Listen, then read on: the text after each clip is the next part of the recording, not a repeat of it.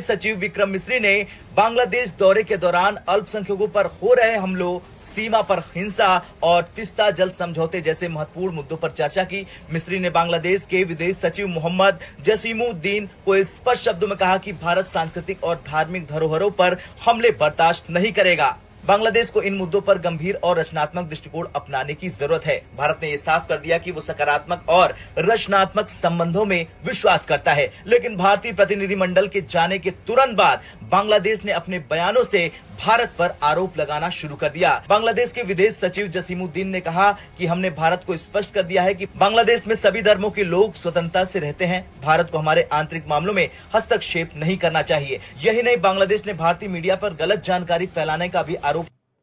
Indian foreign secretary Vikram मिश्री साहब जो हैं वो बांग्लादेश के चीफ एडवाइजर मोहम्मद यूनुस साहब से ढाका में मिले हैं और सुनने में यही आया कि मुलाकात जो है ना कोई इतनी मुनासिब नहीं हुई। बीच जो बांग्लादेशी आर्मी के कुछ सीनियर अधिकारी हैं उनके द्वारा दोस्तों कुछ नए प्लान्स को रिवील किया गया है, जो कि बहुत ही ज़्यादा शॉकिंग और सरप्राइजिंग प्लान्स इन्होंने यहाँ पे रिवील किए हैं। बहुत सिंपल भाषा में समझाऊं तो इन्होंने बेसिकली ये कहा है कि अगर ये चाहें तो 4 दिनों के अंदर अंदर भारत के जो वेस्ट बंगाल और आसाम के राज्य हैं इनको ये कैप्चर कर सकते हैं।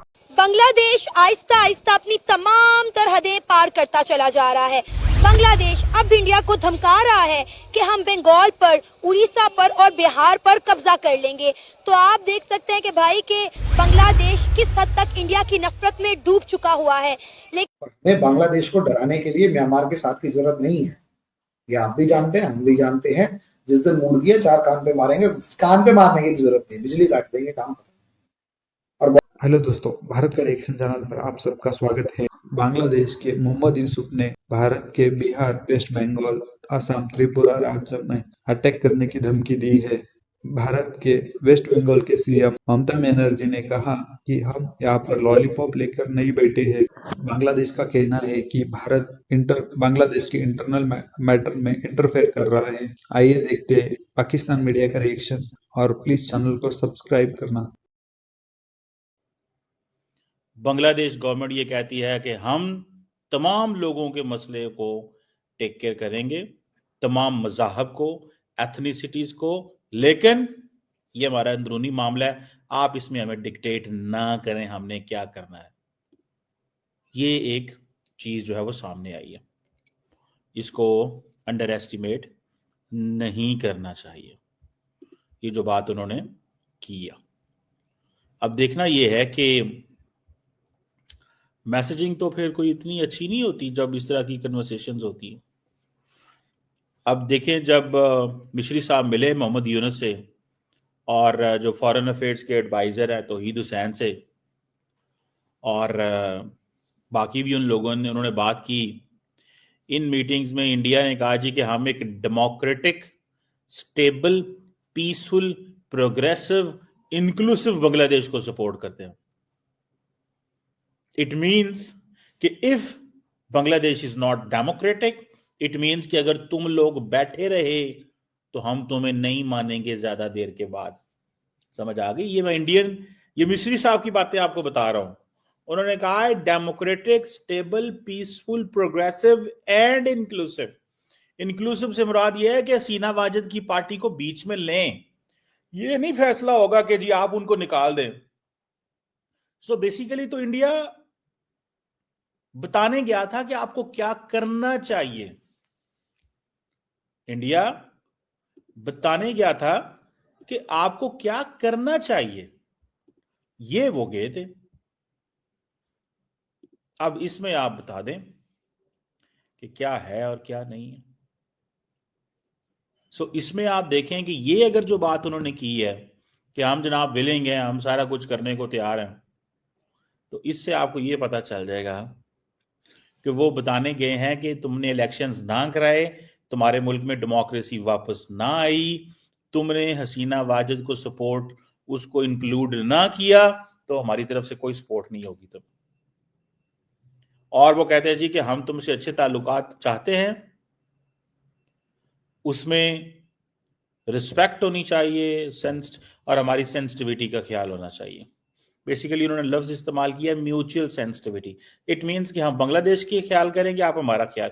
ये कब बात हो रही है? द मोमेंट बांग्लादेश ने ड्रोन्स उड़ाए हैं इंडिया की सरहद के ऊपर, तो इंडियन फॉरेन सेक्रेटरी फटाफट ढाका पहुंच गए।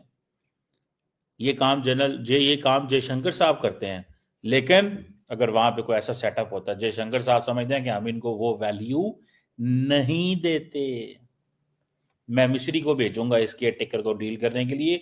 हाँ, अगर एक वहां पे हुकूमत होगी तो फिर मैं उसको डील करूंगा। देखिए, जिसके रगों में गद्दारी हो ना, तो वो किसी भी मोड़ पे आके कर लेता है। मैंने पहले भी एक इंटरव्यू में बात की थी, शायद कहीं ना कहीं इंडिया के बड़े जानते थे इनकी आदतों को, उन्होंने इस वक्त उनको उस औकात में रखा। ये जो बिजली का प्लांट है वो कहीं इधर नहीं लगा दिया जैसे नेपाल के अंदर इंडिया ने लगाया था। अब बात यह है कि स्कॉलरशिप भी आपको इंडिया प्रोवाइड की है, आपके यूथ को उन्होंने पढ़ाया, फिर क्रिकेट में आपको उन्होंने सपोर्ट किया, फिर इंडस्ट्रियल के अंदर, यानी कि कोई एक चीज ऐसी बता दे जहां पर इंडिया ने आपको सपोर्ट ना किया। और लेकिन देखिए, अपने आपने ठीक है, शेख हसीना वाजिद का तख्ता पलटा, मैं इस चीज पे अग्री हूँ, अपने अपने मुतालबात होते हैं कौम के, लेकिन ये कौम का काम नहीं, ये किसी मुल्क का काम नहीं है कि आप बॉर्डर पार किसी के साथ अपने मामलात खराब करें। और सोने के ऊपर सुहागा, ये वो कह रहे हैं हमें उड़ीसा दे दो, बंगाल दे दो और बिहार हमें दे दो, यानी कि जो आपके पास है वो ही नहीं आपका। अभी बांग्लादेश के मजीद टुकड़े होने, आप देखिएगा बांग्लादेश के साथ मजीद क्या होता है। और आप इंडिया को हिट करने जा रहे हैं कि यार इंडिया हमारे मामलात को देखें। भाई वो कुछ छोटी इकॉनमी नहीं, देखिए ये होता है एक छोटी कौम की सोच, एक बड़ी कौम की सोच। इंडिया की लद्दाख में लड़ाई चल रही थी चाइना के साथ, लेकिन उन्होंने क्या, अपनी ट्रेड नहीं रोकी, तिजारत उसी तरह जारी रही, एक्सपोर्ट इम्पोर्ट उनके साथ करते रहे। उन्होंने कहा भाई एक बॉर्डर की जंग एक साइड पे, इकॉनमी की जंग एक साइड पे, वो हम लड़ेंगे। जैसे कि आप देख रही हैं कि इंडिया मोस्ट पॉपुलर कंट्री और ग्लोबल वर्ल्ड में अपना एक नाम बना चुकी है।